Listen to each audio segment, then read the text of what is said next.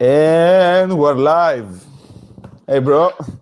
Hey. Glad to be here once again. Once again. How's it going? How's life? So, it's going great.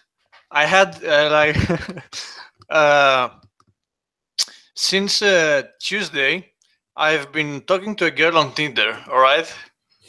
And it's gonna go very good today.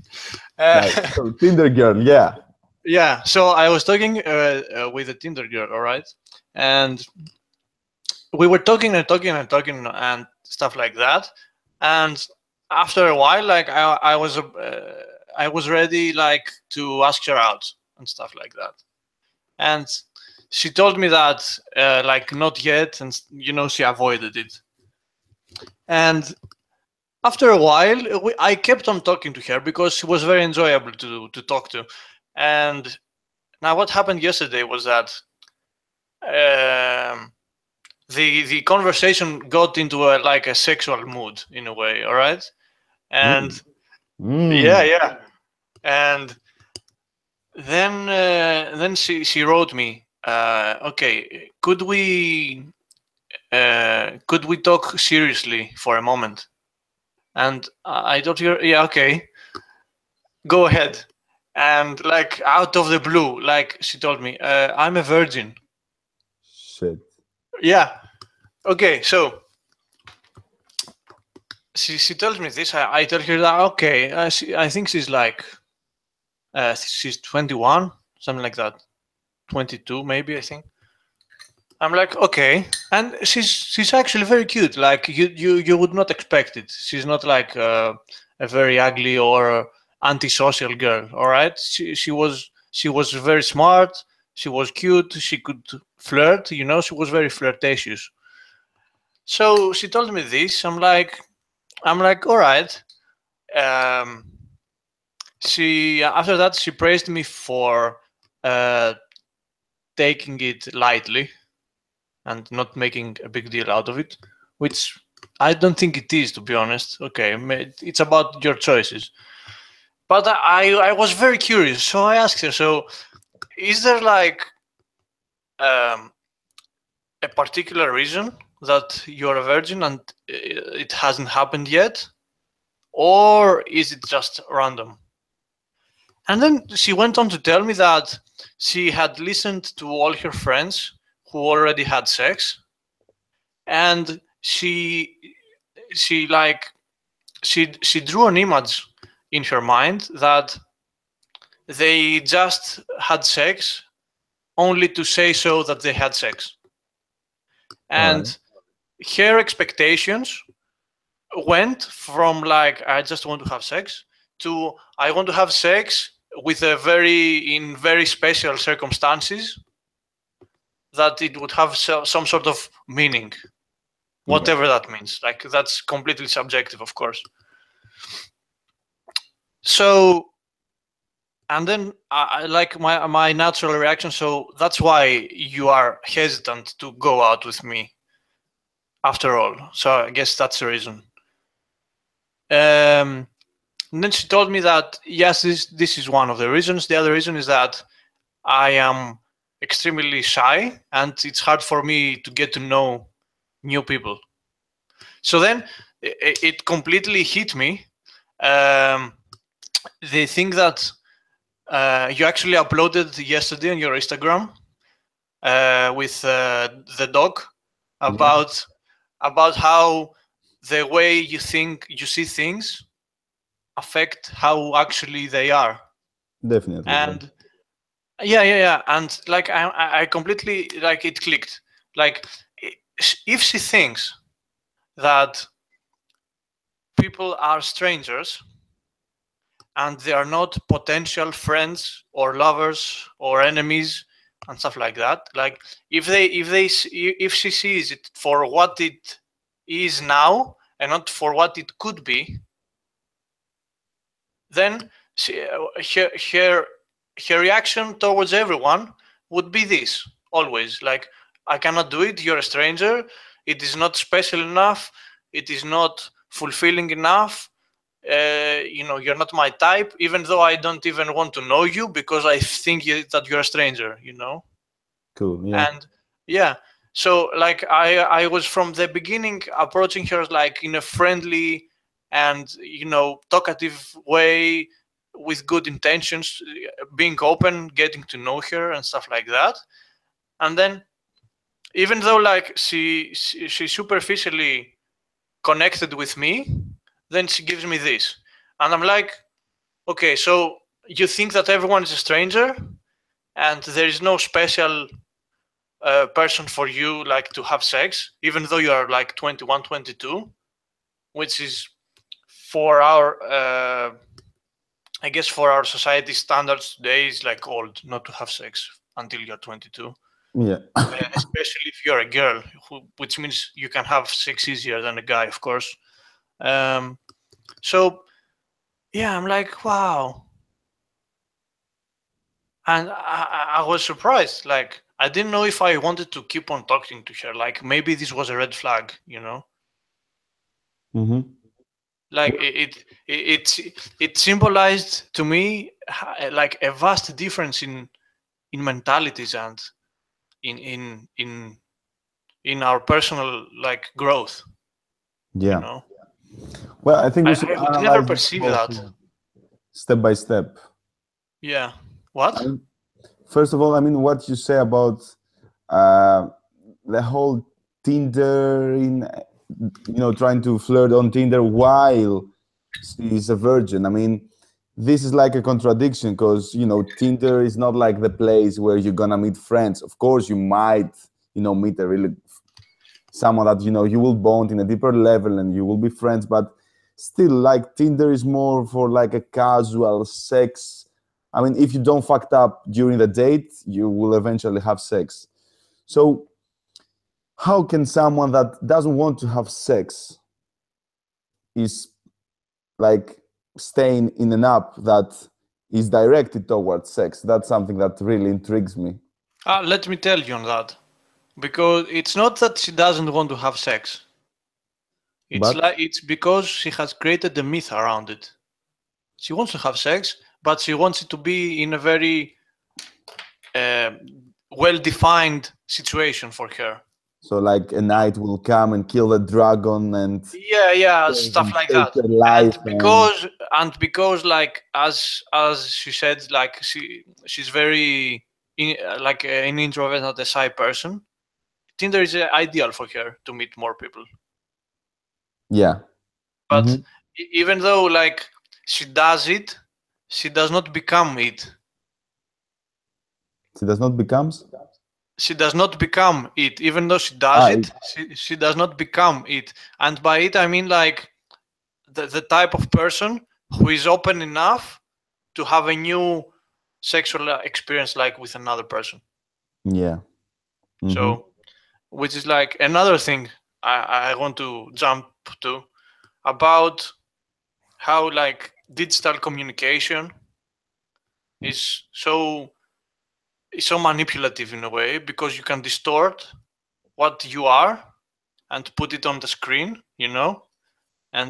but in real life you are completely different. Yeah. So that's another thing. I mean, by the way, is the sound okay, or do you echo? I echo no, like last time. It's crystal clear from my laptop at least. Okay, cool. And I cannot hear myself in your like sound. So it's not like last time.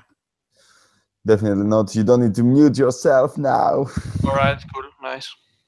And yeah, I mean, as technology passes, like as here, like we go into this technological era that everything is like easy and you can do everything with the press of a button.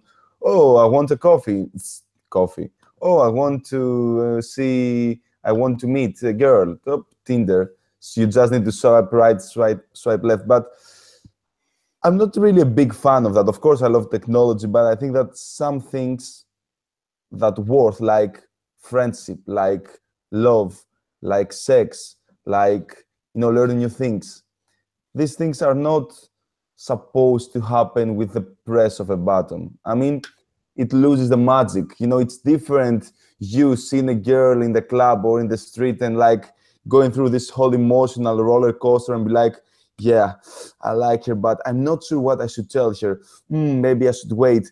If I say this now, she will reject me. If I say that, maybe, okay, let's go, let's try. You go, you approach, you have this anxiety. Now you're just like, oh, swipe right, left, whatever. And we're matched, we talk, where are you from? It's fake. The same with friendship. I'm not expecting to meet someone through Facebook. I cannot become a friend with someone online. I need to meet him like in person, exchange conversation, exchange views, and if we are on the same, brain length and philosophy, then we can bond. Same with with reading things, with learning new things. You cannot expect suddenly to like take a pill and the knowledge will be installed into you. You need to go through that, through the process, take action, learn new things, fail, go through all these, different experiences and roads. And that's why I think, as I said in the beginning, there are some things in life that are like the little things, if you will, that matter the most. And I believe that these things, even though technology can make it easier for us, it kind of destroys the magic. I don't like flirting from Tinder. I think that real life is way better.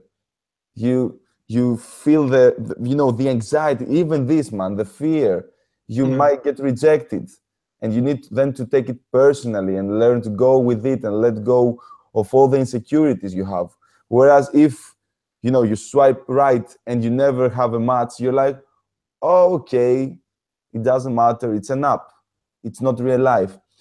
So for me, yeah, this technological stuff, of course, are like worth if someone doesn't have like the the social experience and she's not like confident enough to do this. That's a great start, but still, I don't think that we should like lose part of our soul and sacrifice like the magic of these things into technology. I agree, but I agree with the part about feeling the fear and like in-person contact and stuff like that. I completely agree with that. But you also said another thing about how like the level of connectedness that you have is limited because it's fake. I think that this is actually some sort of self-fulfilling prophecy. And like if you believe that it is fake, then you will act as though it is fake. So your messages, even though they are text or like voice and or like GIF images or stuff like that, or dick pics, I don't know. If you believe that the communication is fake and like the whole environment is fake, then you will become part of the environment. So essentially, it's a self-fulfilling prophecy. If you believe that you're like how we would call it, like pen pals, friends that communicate via writing. If you see it like that, then of course there is like a certain degree of extra seduction that goes into it, because you can think a lot before you write, and you can take your time, whereas in a real interaction you can't. It's still a bit more manipulative in a way, I guess. You can manipulate, I don't mean it in a bad way, like you can manipulate the words anyway. Yeah, definitely. Yeah, of course. Yeah, but you can still be, I think that you can still be 100% genuine in this form of communication. But I think that also because I don't believe that the world is a paradise of great people that only think good intentions and have good intentions. I think it's also very easier to get manipulated in a bad way, because you may have all the good emotions and all the good intention or stuff like that, and you may be just talking to an attention whore, for example, or like a very toxic person that you cannot know because like you cannot sense their energy. Whereas when you do it up close, like you can see it in their eyes. Like if like she's a crazy girl, like get the fuck out, like immediately. You can tell. That's a red flag. You should like jump from the building. You're from like, Yeah, oh, save me. yeah, but Yeah, I still believe that it's like a self-fulfilling prophecy. You can be genuine. You can certainly be genuine, but I think that yes, generally you will be one of a kind or like a few of a kind, and secondly, you might end up losing a lot of time. I agree on that. But when you say self-fulfilling prophecy, I agree with the fact that, of course, you can communicate and basically you can keep contact with someone like through Facebook and Tinder as well, maybe WhatsApp and this stuff where there is not like the actual face-to-face conversation. But I would rather use that as a mean, like as a bridge that will help me see the girl again or see the friend again. Yeah, I completely agree with you. Than, Yeah. meeting in the beginning. So like oh, let's go through the Facebook. She looks hot. Add as a friend. She accepted me. Hey, love, what is up? I just saw you all the time on my newsfeed and I wanted to add you as a friend. Oh, you look hot, blah, blah, blah, blah. You can, of course, you can still be genuine there, but you can also come across, you will definitely come across as a weirdo because, I think that we have all the friends, all the people that we need in our real life. So pretending that you randomly saw a girl on your newsfeed and you wanted to add her. I know that people, got into relationships from that, and I'm not like definitely not condemn that. I mean, it's something. It's the world we're living in. But for me personally, because I like to, to see the whole flirting and the whole approaching women and interacting with the other people more like romantically, not romantically exactly, but that is like a stage for you that you need to go through in order to become better in your life, like approaching the girl you see, even if it's the street, the bus, the beach, the club, doesn't matter. If you see someone you're attracted to, at least you should give yourself a chance to get to know them. Maybe you will get rejected, but who the fuck cares? But yeah, keeping in touch with someone through this means and these social media channels, definitely, yeah. But initiating a conversation with a stranger, personally, I would rather not. Yeah, I agree. It's to maintain the relationship. Yeah, you cannot build it, but you can maintain it. That's yeah. I agree. Yeah, I agree with that. Can we have give me a fist? Yeah. Boom.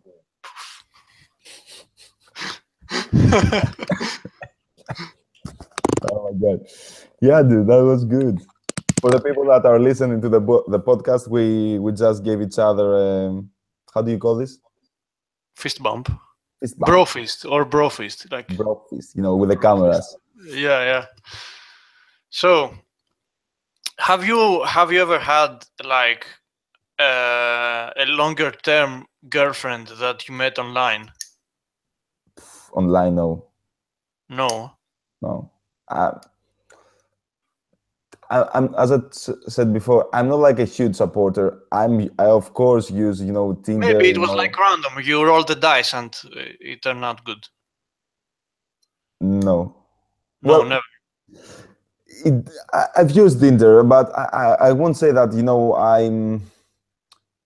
I really like it because first of all, I remember myself, as Simon Sinek says in his amazing video, bro. Oh, you're out with your friends for a coffee and you are sitting and swiping right, swiping left, and you don't really enjoy coffee. But I realized that instead of me spending all these minutes, swiping left and right and choosing and writing the perfect bio and putting the best pictures and writing all these messages, I can do something for myself, invest in myself, go actually out and start approaching a girl that I might see. So I'm not like the guy who can have a good, understanding of the whole philosophy, because I'm not really used it. I used it sometimes. I had some results, but nothing long term. I mean, no.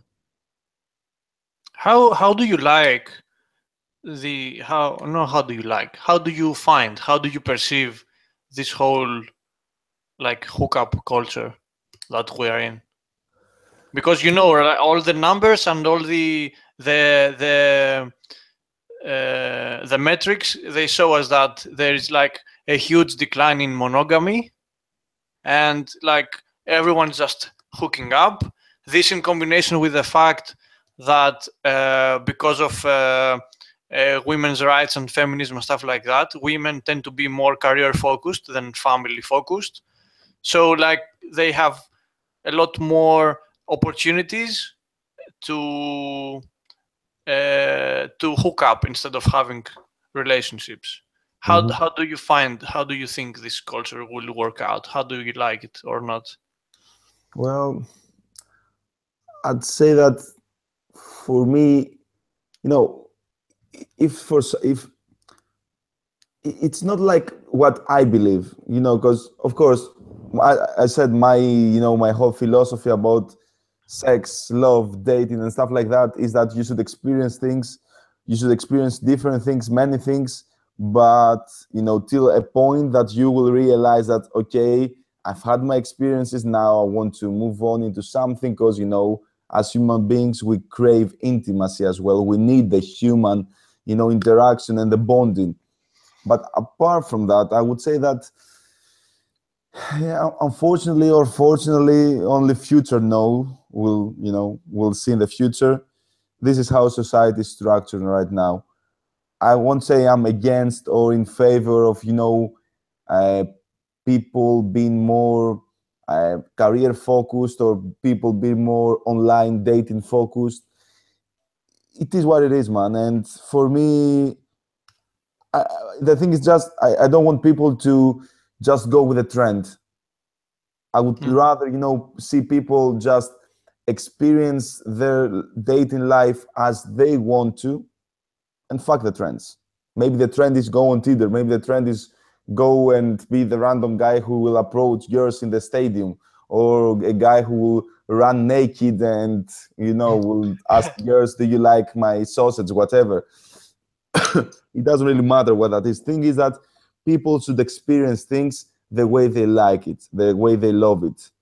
And always remember that you have to, after experience these things, no, while experiencing those things, always respect yourself and your values and the other person. So don't do something because you want to, to show that to your friends.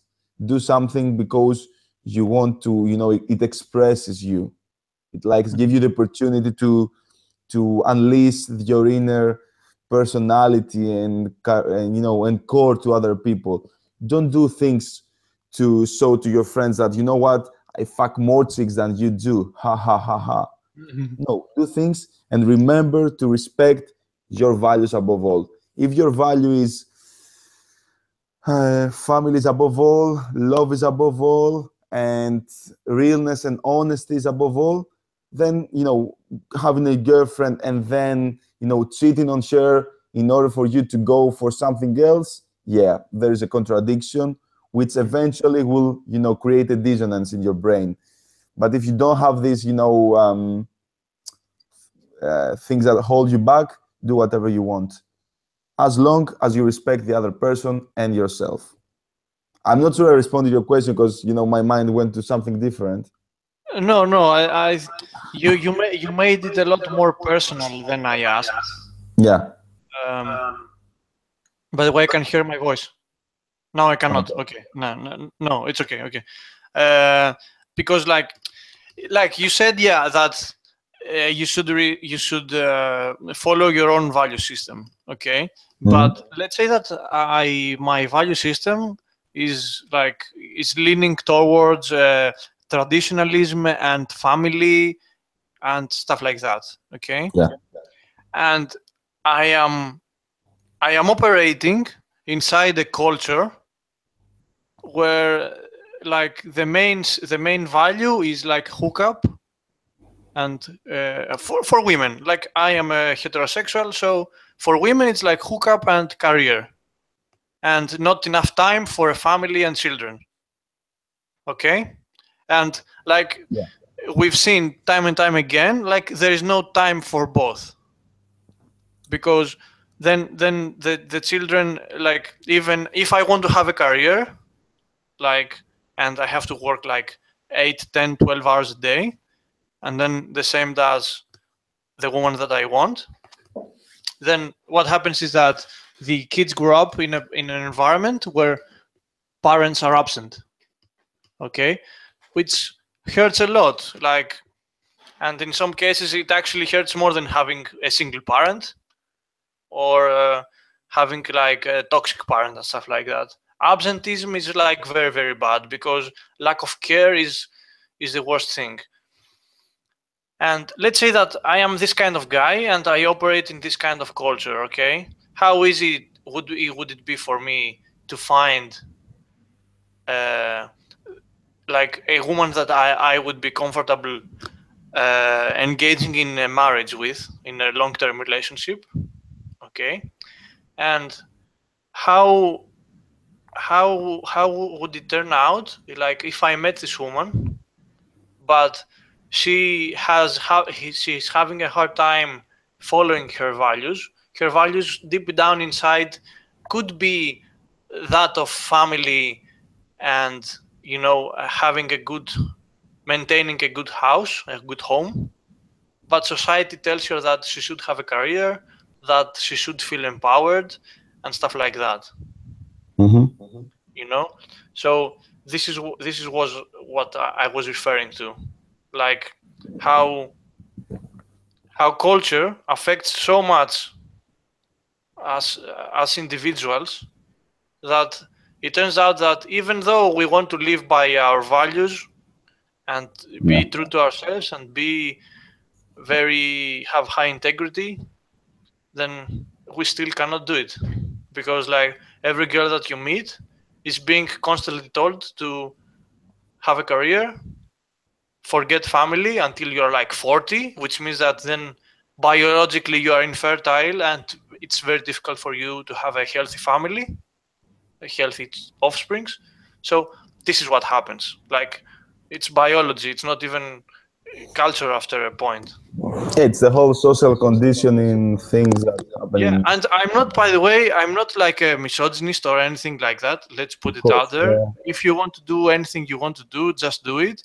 I'm just saying that as in all things, culture affects us like so fucking much, to the point where it's so difficult to,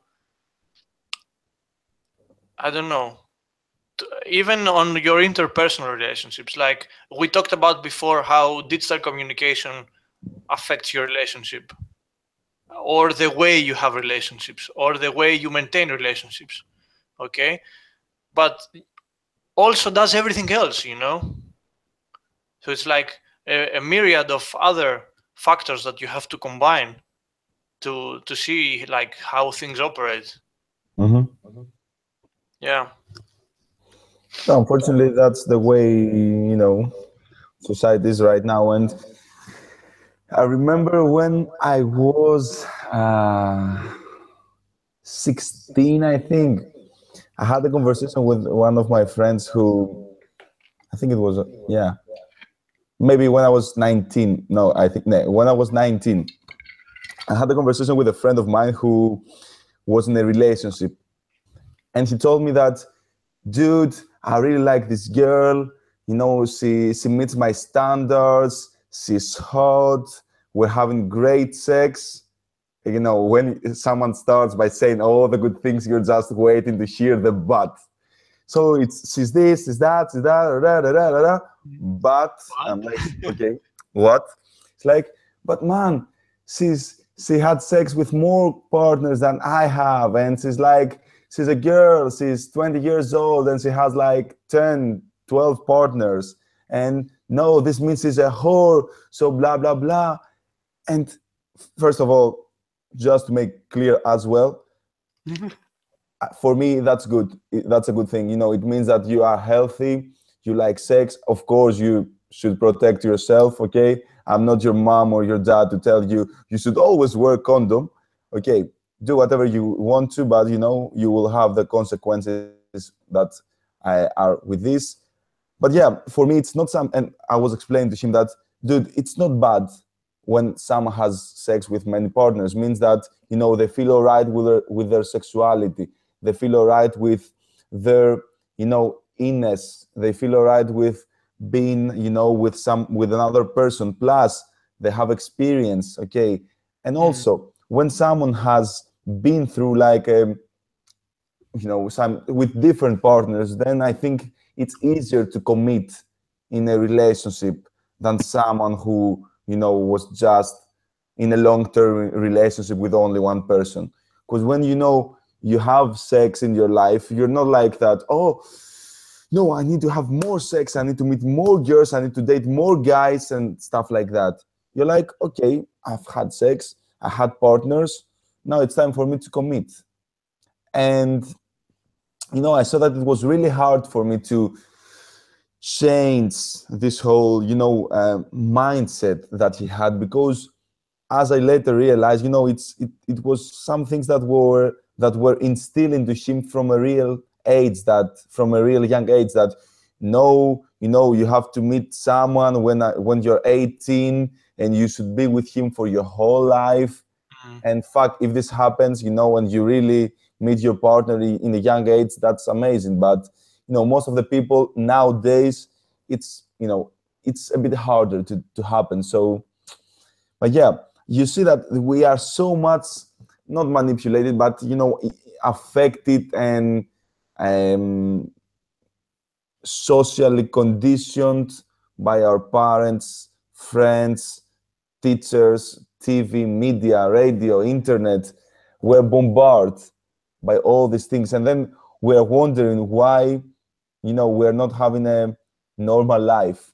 And then there is this thing that I would really like to know from your perspective, that from the one side we get all this stimuli, all right, and we have like more, you know, we enter the matrix, we took the pill we should have, and now there are endless doors of opportunities in dating, in philosophy, in learning, in making money online, in business, in the one, in the other thing. These are some people that, you know, always crave for something new and something different, and you know, they chase happiness. And on the other side we have the other people which they don't know, you know, more things. You know, they have limited resources, they stay with one partner for their whole life, they do not travel the world, they have just a simple job that helps them to pay the rent and, you know, electricity and water, but they're happy. So what's exactly going on in these people, and you know, what's the correct way? I mean, it's good craving for something new, but you should always appreciate what you already have. And who is like more lucky, the one that is happy with the little things that he knows, or the person who is unhappy but knows that there are more things ahead and always try to find something new? Okay, so I'm gonna go on the depressing side and start by the following statement, which it may sound like absolute and very bad, but I think that it is true if you think about it. Life is suffering. Okay, the very concept of our existence is a catastrophe in a way, because we are constantly in a struggle to survive. Okay, if you think about how many different types of anxiety you might have that like immediately depend on your survival, then you would go crazy.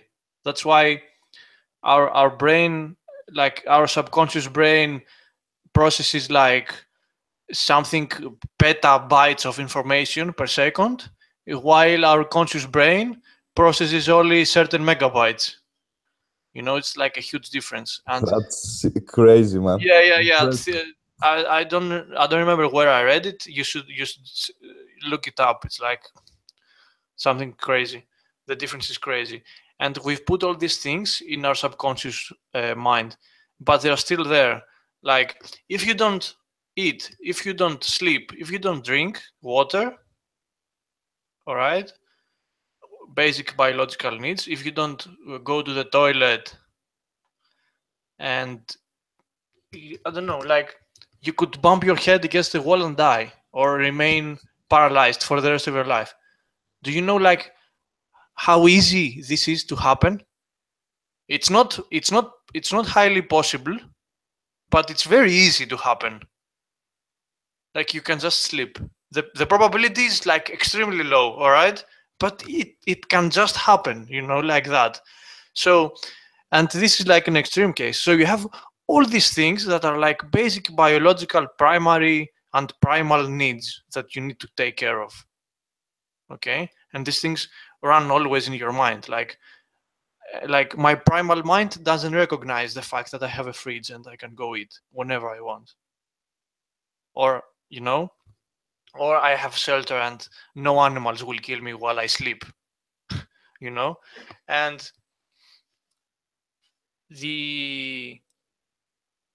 what happens is that due to these facts, and due especially to the fact that we also have psychological needs. We have the need to belong. We have the need to feel love and to give love. We have the need to contribute. We have the need to cultivate our spirituality. We have the need to create. And we have the need to express ourselves in every way. These are all needs. Okay? And even though they may not be as punitive and as brutal as our biological needs, they are still there. Okay? So why I said that life is suffering, and why it's like the state of life is a catastrophe of itself on its own, is because you are essentially in a rat race to fulfill all these needs. Okay? So you are all the time, you are running, you are struggling, you are giving your best and your energy to fulfill these needs. Okay?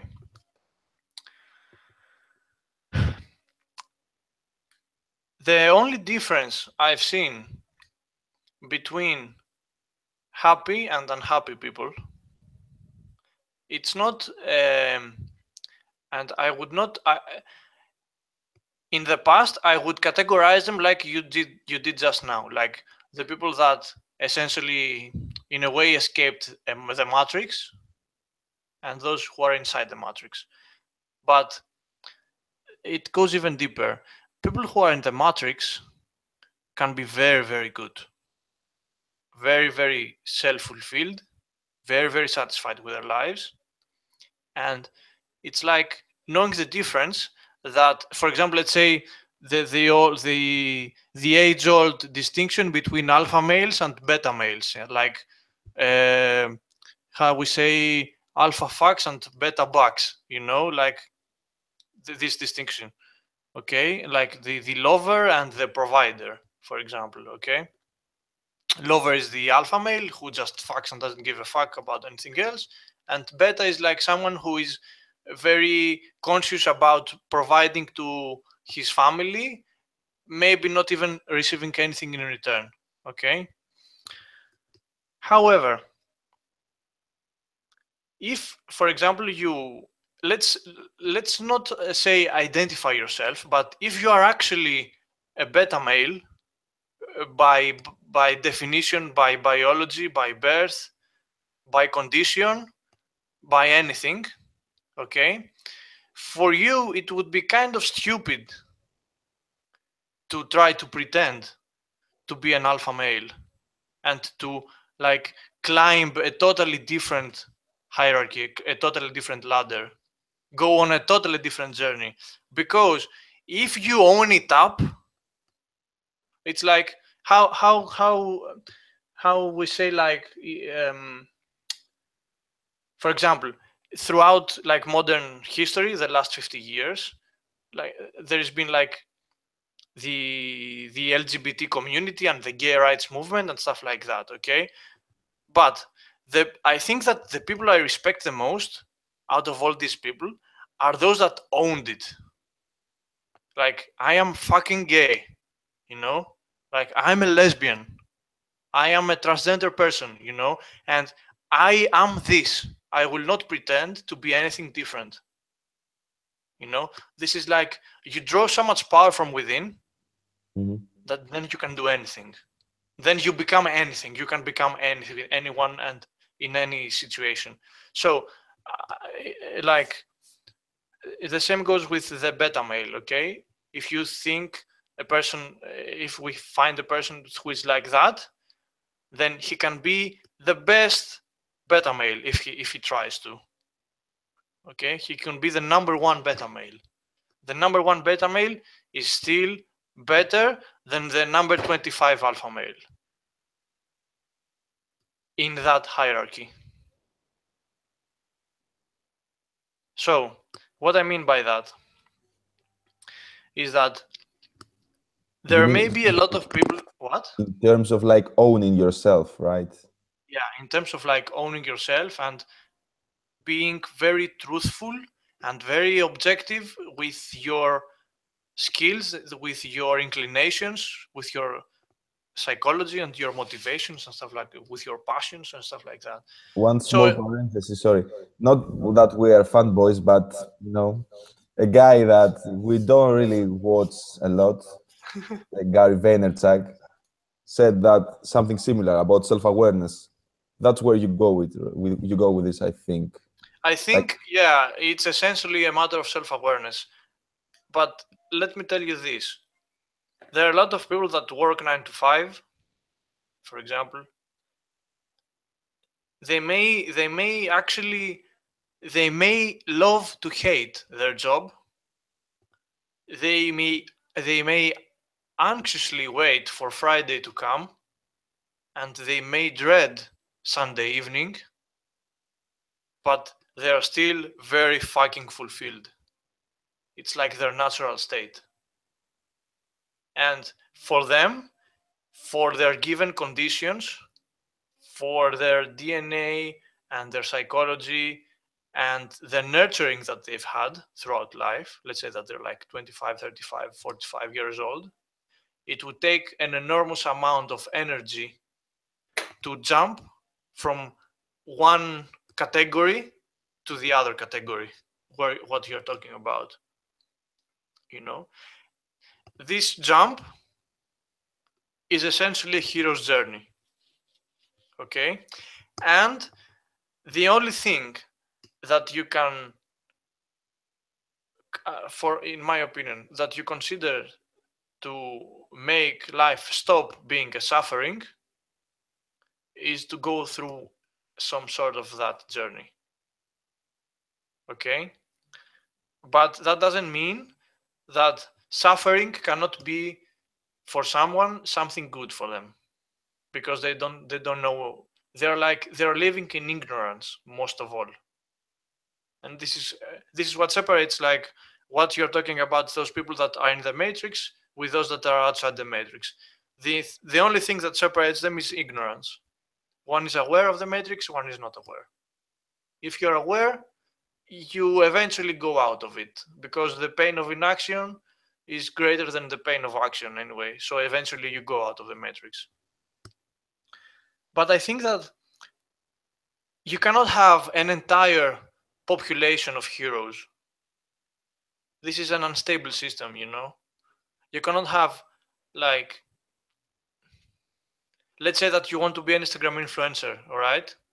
An Instagram influencer, essentially what it is, if you see it mathematically, is someone who has geometrically or exponentially more followers than following.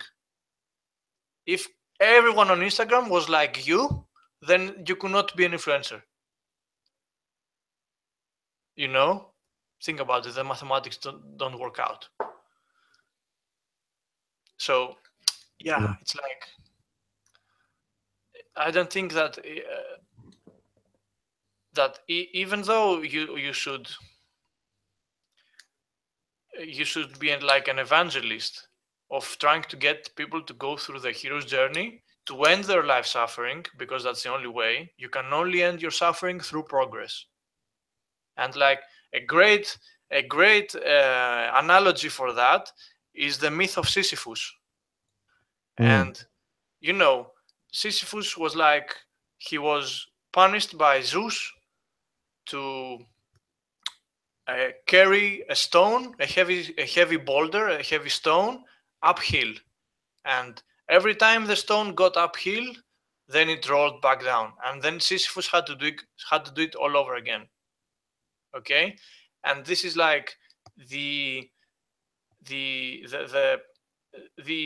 best case, the worst case scenario for lack of progress, because you exert all this effort, you are so much in pain all the time, but then there is no progress. This is the very definition of suffering, and this is why, like, I'm trying to justify why I told you life is suffering, because I don't want it to be like something emotional. I want it to come out as something that is informational for you.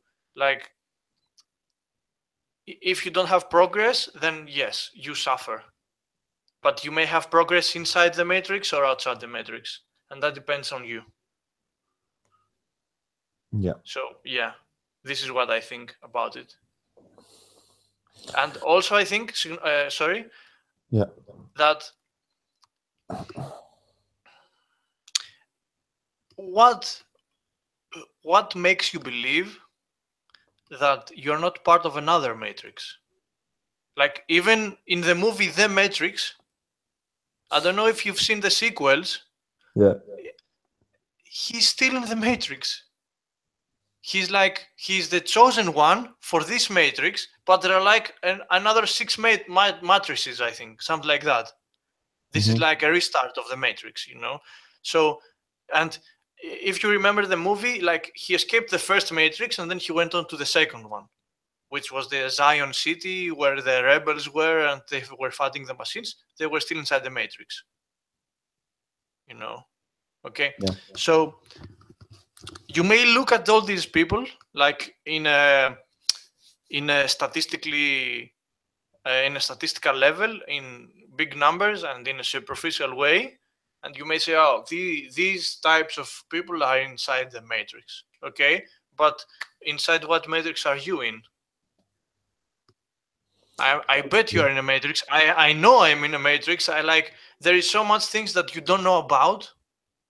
Of course, yeah. Right? Like I sent you these guys' videos today about like the Instagram growth and stuff like that. Like, so many simple things that you can do, like, that you don't know about. You would think that, oh, my Instagram growth is through the roof, and I am rocking it. Like, I'm the Instagram growth god. Okay, and then this guy comes and tells you, no, you could be doing it like 10 times better because of this and this reason. Like, you just escaped the matrix. Like, this is a constant thing, you know. So I think that separating people by being inside the matrix or not is like, I don't think it's a safe distinction to make. Yeah, to be fair, that's a good one. I never thought of it, thought about it like that, and I could say that you're absolutely right. Because, yeah, of course, you know, someone might already know more things than the quote unquote guy, the random guy in the street, the random girl in the street that walks past you. But still, probably, even the other people that are growing faster and have insights that most of the people don't, cannot be like, compared with some other people that are like seen that, done that, and now they're like in another matrix and in another matrix. So Yeah. I'd say that you're right. And yeah, Like that there's also a very definitely. good example about it. We talked about it when you were here in Athens last time. Like, let's say that you are on this wild hunt to find a lot of women to have sex with and have a relationship with, and you spend all this time and effort and energy to try to like pick up women and have sex with them and seduce them and stuff like that. Okay. And at the end of the day, you have zero because they are all like transient. They come and go. Mhm. There is this guy that has only talked to 5 women in his life, but one of the 5 he married, and now they're happily married. They're actually happily married, not fake happy. They're actually happily married. They have a very good relationship. They have 2 children, and because he's young, he has energy to play with his children, and because he had children young, then he will actually watch his grandchildren grow, which is even more satisfying because you don't have the responsibility, but you have all the joy because you're just the grandfather or the grandmother. Okay, while you were out spending all this time to find more women. Who is winning? Yeah, definitely. It's like Yeah. your mind, he could be in the matrix of a very traditional society, and like he would be very inexperienced um, with he would very in a sexual way, but in his mind you would be like a completely disoriented young man who had no compass in his life, and he would just like to fuck around with no point. So he can say that you're inside the matrix too, you know. Yeah. No, I think it's just a matter of, what fulfills you. Yeah, Okay. yeah, exactly. Yeah, that's the point. And also, how I think it's also part of the DNA. I mean, I know that for me and for you and some of our friends, we have this insatiable need of, you know, always trying to find something new to like To give occupy our food brains. to our brain and to our curiosity about how the world works and how life is, and if there's something more, something better, something different. And I'm not saying, of course, that we are not appreciating the things that we already have, because we have friends, family, women, money, businesses. We do have these things and we live a happy life. Of course, we can always have something more, of course, right? Yeah, of course. But I completely lost what I want to say right now. So I will stop, dude. And yeah, fuck, I forgot, man. It's okay. Fuck. Yeah, man, this happens a lot the last days. I think I need to start sleeping more. Yeah, How many sleep is hours per day essential. are you sleeping? Um, that's a good question. Um, it depends because I sometimes sleep in the afternoon. Um, I generally don't use an alarm clock because I am very conscious about what time I want to wake up, and I am actually one of these lucky guys or girls who can wake up without an alarm clock. Really? Yes, God. but I've also found, because I used to use an alarm clock, I've also found that sleep is not about when you wake up. Sleep is about when you go to sleep. So it's like about everything else is the same with everything else in life. You have to be proactive about it. If Yeah. you sleep like early enough, then you will wake up early enough. And this becomes a habitual behavior, which means that you don't require any effort to wake up. so you just wake up. But you need to set. If you have to set an alarm clock, it should be the alarm clock of last night to tell you when to go to sleep. It should not be an alarm clock to tell you when to wake up. That's because I found that because we have all these it's technology once again. Okay, for example, here right now, even though it's 23rd of September and we are in Greece, it's 8 o'clock in the night and it's completely dark. There is no sunlight. The sun is gone long time ago. Okay? For you? Yeah, for me. Okay. But let's say take that example, and we all know that Greece is like very sunny, very beautiful. Yeah. I'm sorry, I don't want to get on you. Yeah, sure. But now it's 8 o'clock. Okay, let's say that I didn't have the technology to keep me up and keep my eyes stimulated. Okay, now I'm seeing you. I'm getting all this light back. It's blue light also, which means that it's very bad for your eyesight. For your it's called I think it's called melatonin.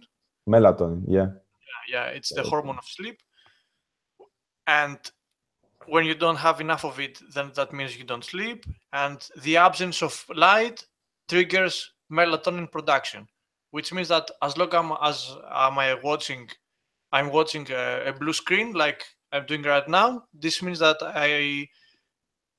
I affect my hormonal system. Okay. If I didn't have the technology to talk to you right now or to do anything else with it, it would be completely dark. Okay. And I would be practically unable to do anything. Why wouldn't I go to sleep? I don't have anything else to do. There's nothing else to do.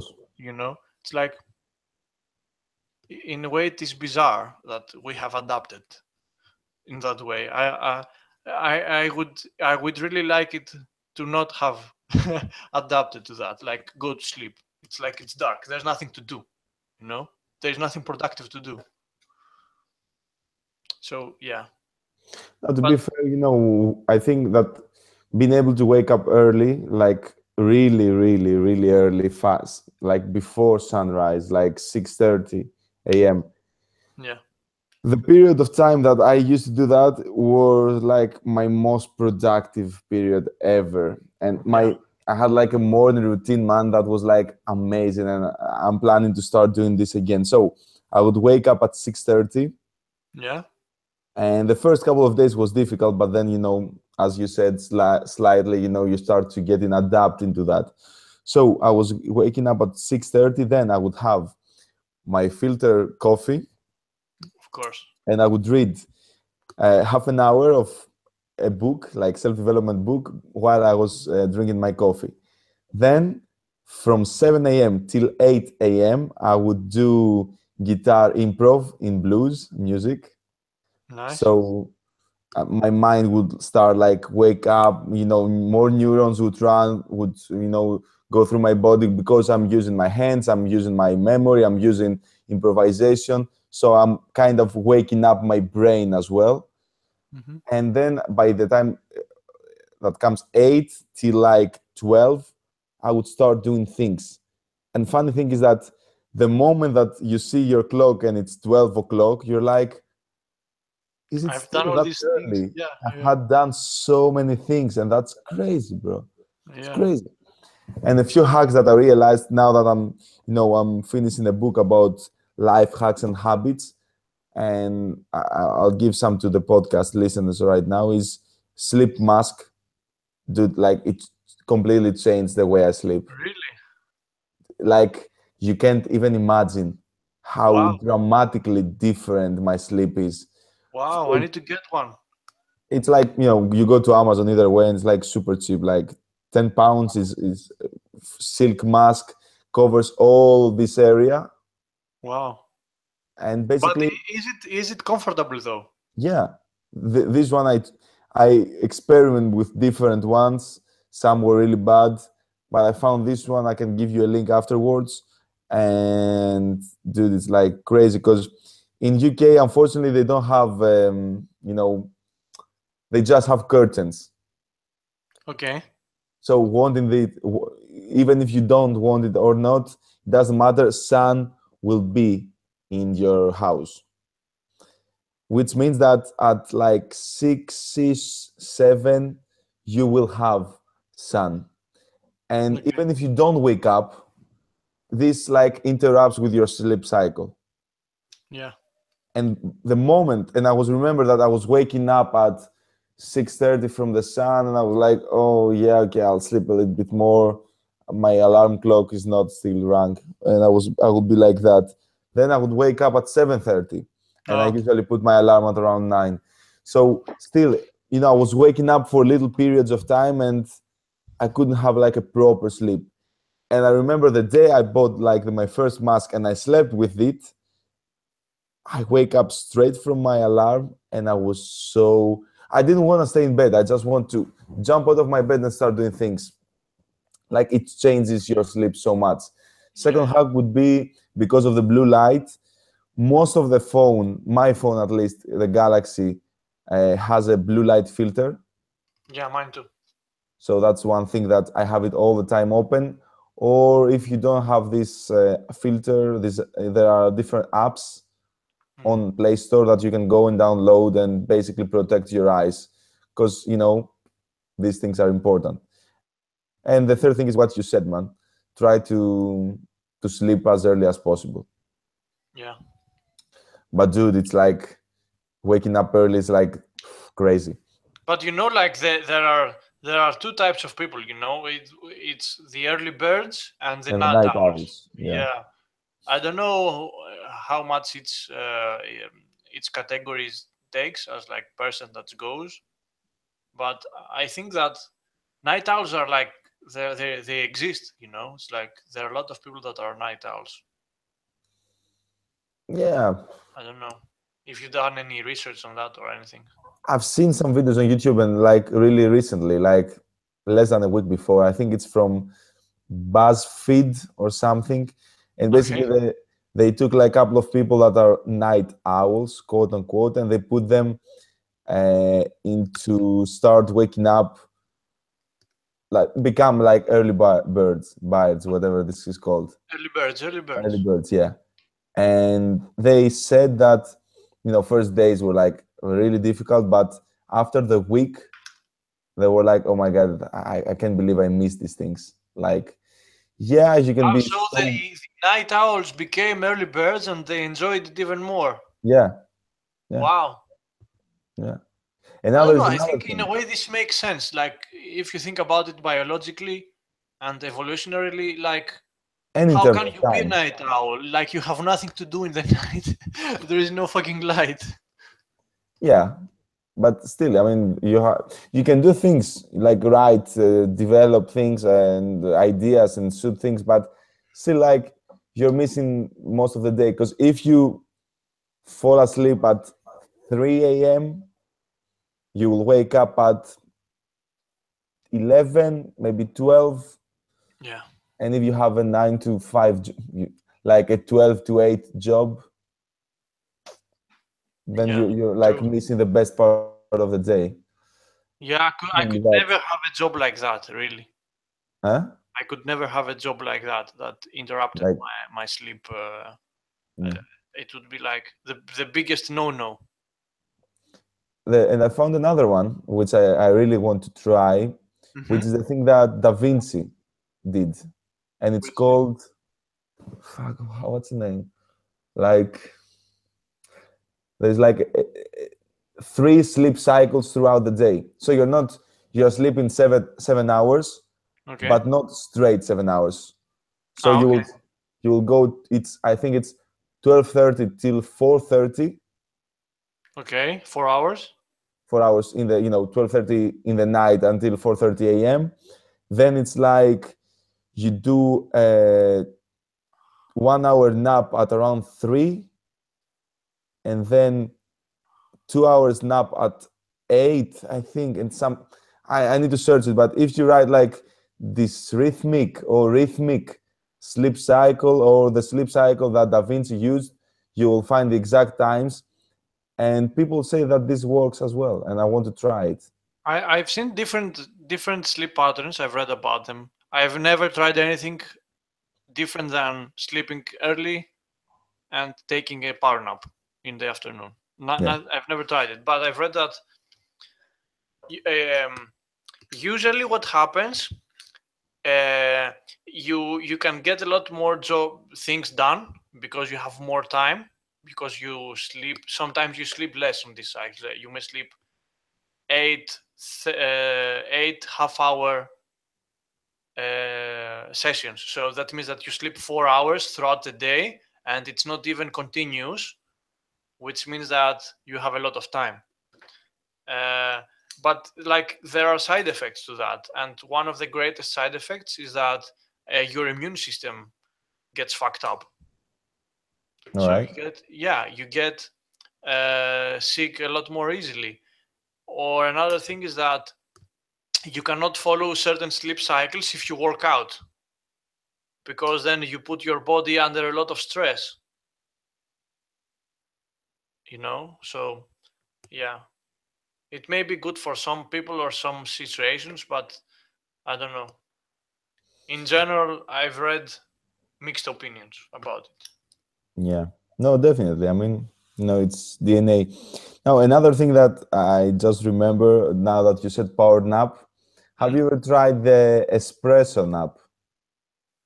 Oh yeah, of course. Like when I first read it, I was like, by the way, you mean the same thing? Like you drink a coffee and then you sleep for 30 minutes. Yeah. Like the coffee hits you and you're like, wow. Yeah. I tried it. I didn't believe it would work, but it works like wonder. It's great, man. It's Like, the best power nap. If I do a power nap, I'll do espresso power nap. Like, of course, and also, I'm a coffee lover. I cannot live without coffee. Yeah.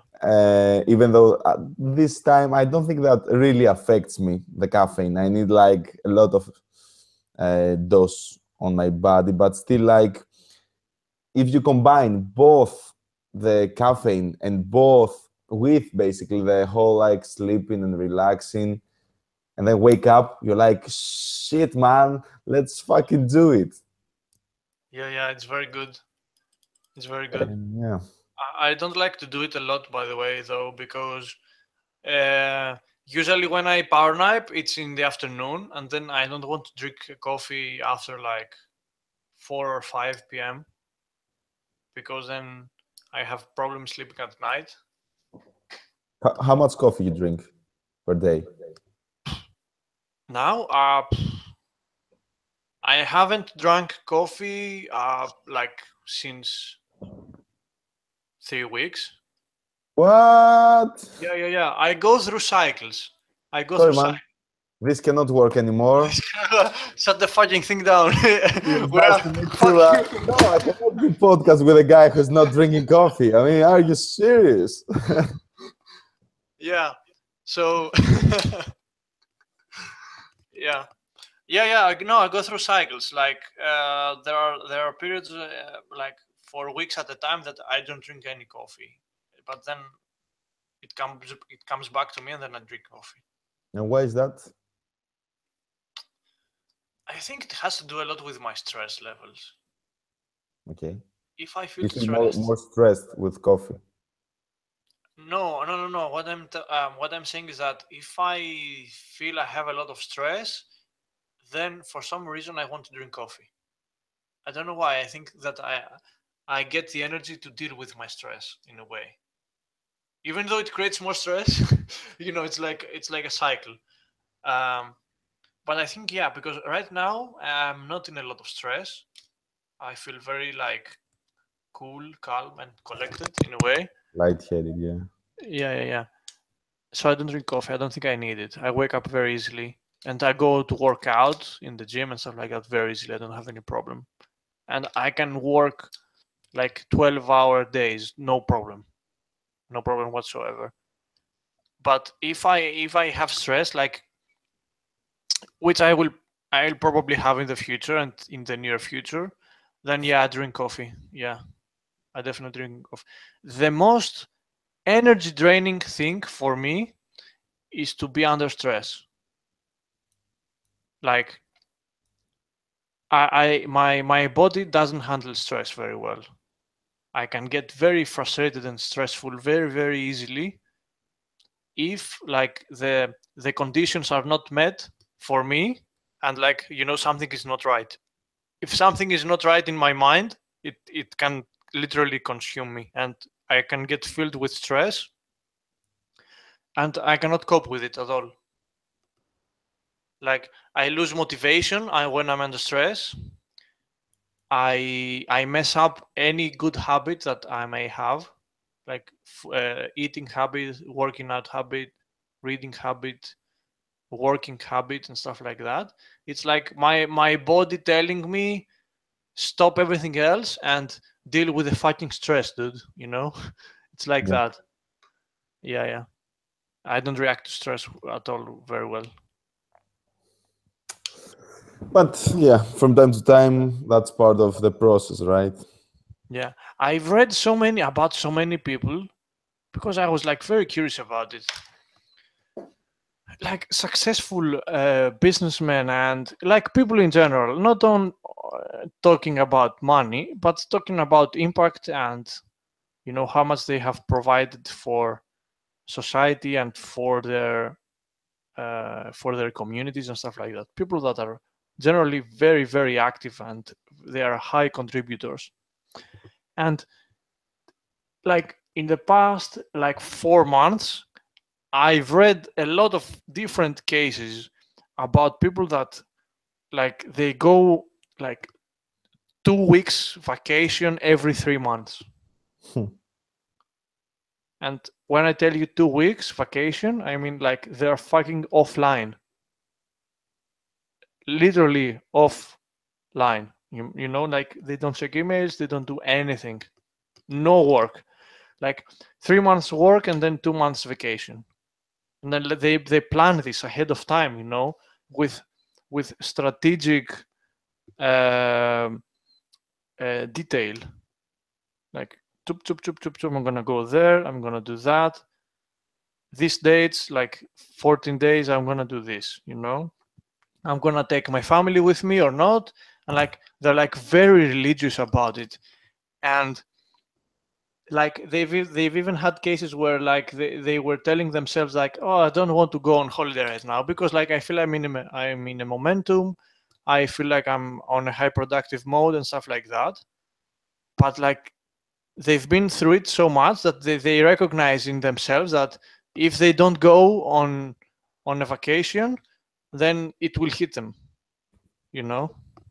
So yeah, this is like generally a point of being, a state of being that I would like to be in when I can have my situation built the way I want it, like to be able to go on frequent vacations, because like I don't handle stress at all very well, like for that reason alone. I would love that. Or maybe you can go on vacation for 3 months and work for 2 weeks. Oh, that would be so boring. That would be so boring. For me, when we were at school. By the way, I hated school. Okay, I think like and like I had very few friends at school. The subjects were they were interesting in some sort, but they were only interesting to me. Besides physics and mathematics, they were interesting to me only because I was good at it. So like I didn't do it because I liked it. I just did it because I was good at it. So, and now that I think back at it, like 8 years after school, I still hate it with my heart. I really hated school. So stupid. But the worst time was when we had summer holidays. Come on, bro. No. I enjoyed it the first couple of weeks. Then I was fucking bored out of my mind. I was so fucking bored. Like I rotted, I was rotting. I was rotting.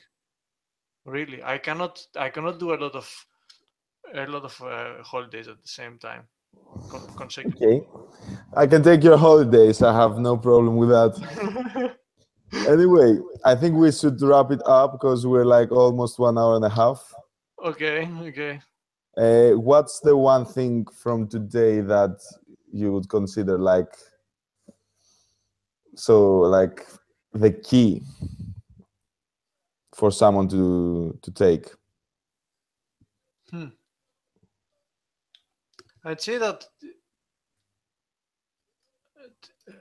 we need to be careful about how we